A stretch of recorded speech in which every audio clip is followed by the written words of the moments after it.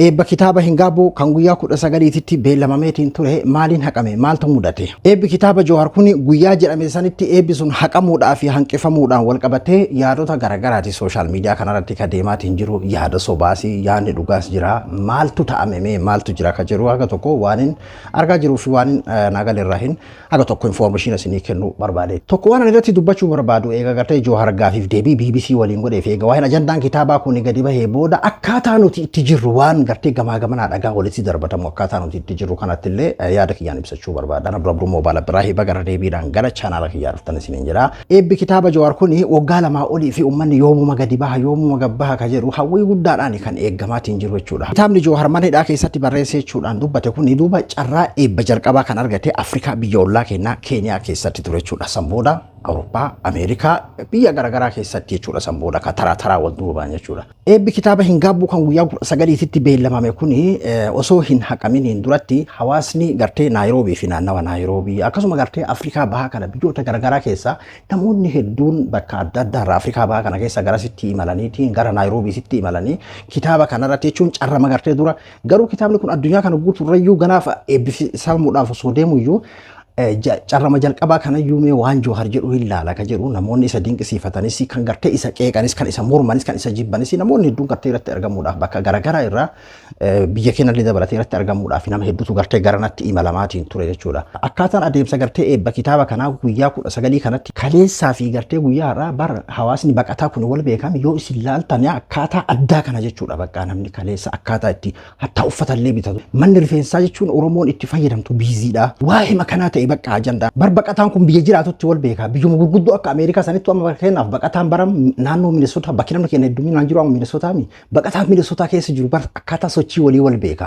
eenyu kan dalagatu eenyu kan dalagan eenyu gartee kan jaartiin mana ariite eenyu wal beeka jechuun baqataan wal beeka akkaataa sochii walii duuba torbaan kana keessattuu gartee kalee fi hanga gartee har'a ganamaatitti sochiin jiru ajandaan kana ta'e bakka akka gartee ayyaana waggaa tokko jechuudha.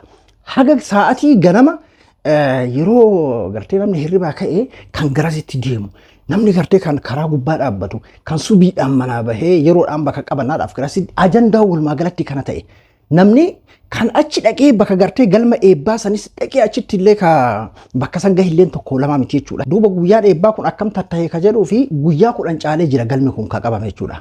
Galma gartee akka biyyaatitti osoo hin taane akkuma addunyaatitti fakkeenyaaf biyya keenyatti akka millee madaraash maal waan akkas jedhamuumi galma bakka waan hunda nageenyaafis baqataa qofaa miti biyya kana namoota gurguddaa fakkeenyaaf biyya keenyaa kana keessa namoota gurguddaa warra gartee biyya kana keessatti aangoo gurguddaa qabantu jira. Boorana Itoophiyaa osoo hin ta'in Boorana Keeniyaa jechuudha. Akkasumatti itti yaadamee galmi guddaan akka biyyaatti sadarkaa guddaa qabu qabame jechuudha.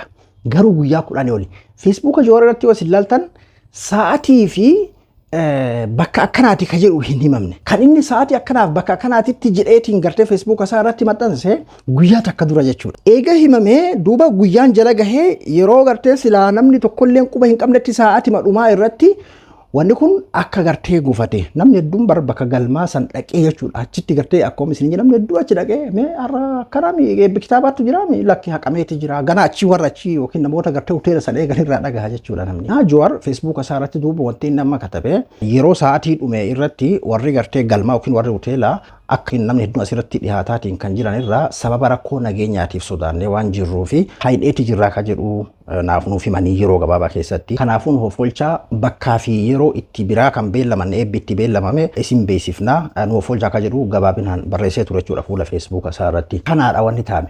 Sababa rakkoo nageenyaa sababa rakkoo sakuriitiitii fi haidheeti jirraadha. Warri galmaatis akka gartee namni kun nama guddaa ta'e hubataniitis quba qaban waan ta'eef kanaadha kan jedhame. Waan kana duuba eenyutu jira waan kana eenyutu akkas goosisee ka jedhu sun kitaaba biraati. Abbaan fedhe 50 haa jiraatu wanni himame amma kana dhiibbaan biroo jira qaalichi diimaan akkuma inni gartee nama dhiibbaa godhu danda'u sanitti akkasuma gartee kan isarratti dhiibbaa godhu leen akkasumatti jiraataa jechuudha. Wantoonni gartee garagaraa kan ati shakkitee fi yookiin gartee karaa mootummaatiin haa ta'u yookiin karaa waan adda addaatiin jiraatuu danda'a sun garuu amma dubbichi sanii miti karaa kanaan amma kan ibsame galmarraa ibsi kenname galmarraa wanni himame isa kana jechuudha. maaltu duuba jiraan sun waan biraati ajandaa biraati jechuudha. Kun kanaan ta'e osoo jiru haalli akkaataa gartee amma sooshaal miidiyaa irratti deemaa jirudha. Mee kan waa'ee garaagaraatti as deebina.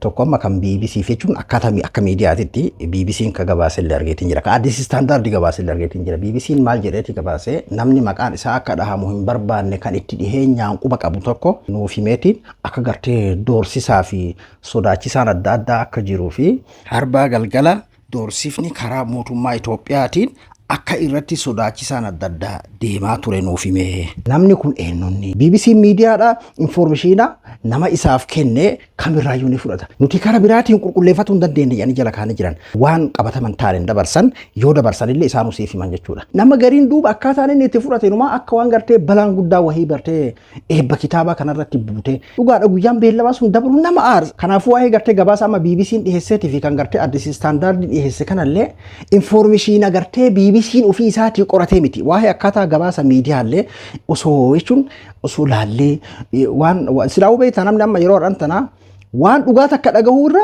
waan miira isaa tuqu gammachuunis haa ta'u rifannoo taanis haa ta'u akka inni fedhutti illee haa ta'u waan miira isaa sochoosu tokko waan akkasii dhagahuu barbaada jechuudha. Gabaasa BBC namni kenneef sunidha. Garuu information akkasii Jawahar irraa hin dhageennes namoota gartee itti dhiheennaan quba qaban irraa illee hin dhageenne. Kanaafuu waan isin fudhachuu qabachuu qabdan amma gabaabdumatti waan Jawahar je'e kanaadha. Wanni duuba jiru ajandaa biraa gadi baasuu yoo barbaachise yeroo biraa inni gadi baasa. Gadi bahuun hin barbaachisu yoo taate akkasumatti hafa. Waan BBC'n jedhee Addis Standard jedheen miidiyaa gurguddaa waan ta'eef hin dubbadhaan. Namoota biroo kan adda addaa waan gartee waa'ee yookiin biyya sanis jedha kan information dhugaa tokko illee osoo hin dhagahin akkanuma homa isaanii fakkaatee fi yaada isaanii oofan hedduun argaatiin jira. Yaa jara keenya qaanfadhaa. Tami biyyi isin himaa jirtan sun taminni. Keeniyaa Naayiroobiidha moo biyya ati jirtu sani moo biyya ati keessa hin jirredha moo taminni information akkasii eenyurraa dhageesse miidiyaa kamirraa argatte bakka gartee information irraa fudhattan ifirraa laala yeroo makamiyyuu social meediyaan qaragara lamaa yookiin simura yookiin siif mura yoo ati hariifa taatee qaruuteen ta'in simura keessattuu yeroo har'antanaa jechuudha. Dogongorsiisaan gartee hedduutu jira karaa biraatiin jechuudha akkuma amma jenne gartee akkuma inni dhiibbaa geggeessu kan isarrattillee dhiibbaa godhuu barbaadu kan faallaa isaallee hedduutu jira waan ta'eef jechuudha. Kan biraa yaada lama kan hin arge jechuudha. Tokko namoota gartee Jawahariin hedduu jaalatanii fi hedduu dinqisiifatan achi gartee maal achi keessaa gootaa kaan ammoo Jawahariin isumayyuu baga rabbi baase ka jedhu faana arge. Maal ta'ee rabbi baasa? Taateen akkanaa namoota gurguddaan ni mudata. Tokko ammallee waan isin dagatu hin qabne eebbisaa kan Naayiroobii haqameen jenne isin beeksifnaa jedhe Jawahar fakkeenyaaf isin beeksifnaa guyyaan beekamnetti dabreedha. Galmi waan ati beekuu qabdu bar galmi if dura barbaadameeti kan inni argamu. Guyyaan beekamnetti darbeewwan maaliif jedhame ka jedhu illee jechuun nama hedduu gaafii itti ta'e illee jira. Akkasiidha galmi. Biyya keenya illee yoo ta'e akkasuma if dura himatta. Ani gartee guyyaa sadii booda galma kanaan barbaada. Abbaan dubbifatta diipooziita mallaqa qabdii kafaltee akkasitti galmi ka argamu jechuudha. Guyyaan hin beekamne akkasiidha. Kanaafuu haala jiru walumaa galatti isarraa ni eena jechuudha. Kan biraa waan hin argerraa eega gartee keessattuu Jawahar BBC irratti haasa'ee fi eeginni waa'ee kitaaba kanaan gadi dhufee booda namootuma gartee waan tokko keessa illee hin jirre kan shoora kaa urge akkuma ka gammadu jiru kaan ammoo ni shoora kaa akkamumatti dubbata. An kana jiru ati fakkeenyaaf amma yoo mootummaa jaalatte. Sabiyya keenya kana keessa siyaasni hammayyaa yoom qaroomna bar mootummaa minutuu dhugusa walirratti taane mootummaa san yoo jaalatte mootummaan sun qeeqamuu hin qabu. Gara siyaasa hammayyaa wal qeequudhaa fi wal dhiibuu haala jiru gartee dhaabbatuu qabaa fi wal diriirsuudhaa fi wal dhiibuu fi taateen kun sirrii miti akkana deemamuu qabaa fi yoo bar namoonni siyaasaa kunniin wal hin dhiibne naafisi barka itti dukkanaayu ummata barkan itti dukkanaa ummata barkan miidhamu warri siyaasaa kun wal dhiibuun siif waan siyaasa ammayyaa sabaa namoonni hedduun isaa hordofaan turre akkaataa itti amma Ameerikaan dhiheenya kana filannoo isii itti gaggeeffatte dhagarre akkaataa isaan itti wal qeeqanii fi isaan itti wal dhiibaatiin gartee filannoo isaan filatan osomaa bakka filannoo amma fakkeenyaaf BBC irratti qeeqa haadhaa hedduu dubbate Jawahar fakkeenyaaf achirratti gartee waan warra biyya bulchaa jiru warra badhaadhinaa kana jechuudhaaf akkasuma iccitiilee gartee waggoota 4-5 dabran kana gartee tahamaatiin ture waa hedduu achirratti gadi baase. Kuni waanuma gartee duraanuma raayuu bara Jawahar irraa eegnu Jawahar maa calise hagamtu maa calise jennu san illee inni harka lafa jiraatiin homoo jaraa ture jedhee jira achirratti illee ibsa jira jechuudha. Jawahar kun waanuma irraa eegamaa gaafatamaa turedha bara. Kanaafuu inni dubbachuun isaa an ka mootummaa deeggarus ka mootummaan deeggares ka isa deeggarus ka isa hin deeggarreef illee wanni kun sirrii miti kuni sirriidha. Dhufanii asitti na waliin haafalman jedhe bar waan an dubbadhe kun sirrii miti yoo jedhe qondaalli abbaa fedhee dhufee BBC kana irratti na waliin haafalmuu lakki kuni kun soba kana goone jira jedhanii na waliin haafalman jedhe jira baran warri biyya bulchaatiin jiru yoo fedhe gabbahee waliin haafalmu biyya namaatitti bar akkasitti dhayyu akkatti gartee gara angootitti dhufu namni wal falmee wal qeeqee waliin gabbahee lakki anatu sirriidha kun an kanaan hojjedhe hojiin kiyya kunoo qabatamaan lafa jira kana lafa inni lakki ati sirriin goone kunoo kana qabatamaan wanni waan qabatamaan ni bar qabatamaan olola soon ta'in qabatama bar gadi bahanii of fedhan isaan waliin haa falman lakki waliin hin falmoo yalla isaan qabdi anaa fi ati garuu dhugaan ta'e yeroo dubbatamte yeroo siifecha dhiibbaan godhamu ati homaa wanni addaa gartee ushururu yookiin gartee waan addaa kee godhatte bara nuufii kenna nuusa taane inni kaayyoo mootummaa deeggaree mootummaa makan akkamiin jala namni maqaa isaa kaasa ka mootummaa mormulleen yoo buqqaa mootummaan kun badeetumaan qilee seenee ebalu qofaan gartee jannani naa bu'a ka jedhulleen akkasuma san osoo hin taane ati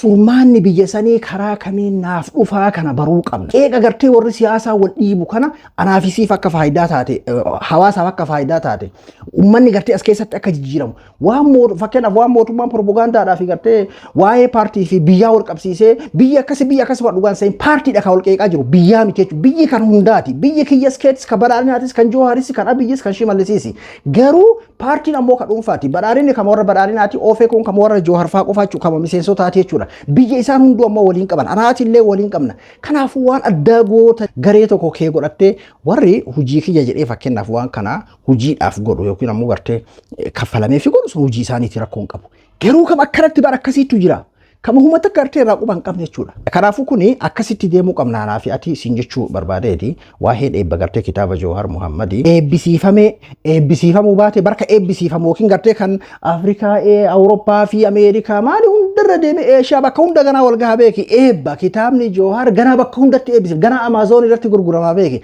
akkasuma yoo ta'uu baate kitaabni kuni eega gartee katabameetiin dhumee gurra hawaasaa gahuudhaaf taa'e mana jireenyaa keessa yoo kaamilli akka qorichaatitti deemee kan jibbuuf ka jaalatullee deemee barbaada osoo akkaataa ajandaa Naayiroobii fi gartee Keeniyaa keessa ture osoo rabbi isin agarsiise ajaa'ib jettan akka fedhe yoo jiraate kitaabni kun ganaa eega gartee Jawahar waliin hin awwaalamin osoo Jawahar waliin du'ee waliin awwaalame akkuma inni jedhan jechuudha namni du'arraa hin oolu waan ta'eef eebbisiifamuu baate kitaabni kun already gurra ummataa gahee akkasitti fudhusan gurra ummataa gahee jira jechuudha kanaafuu waa'een eebba kitaaba Jawahar akkasuma waan nama rakkisee ajandaa addaa namatti ta'ullee natti hin fakkaatu akkasuma gartee akkaataa nuti waliin deemnu kanallee qaroomaan haalaallu waan hundaa isiniin jechuu barbaadeeti Ada Abdul Mobile Birai hanga kopi berarti wali debunuti naga natura.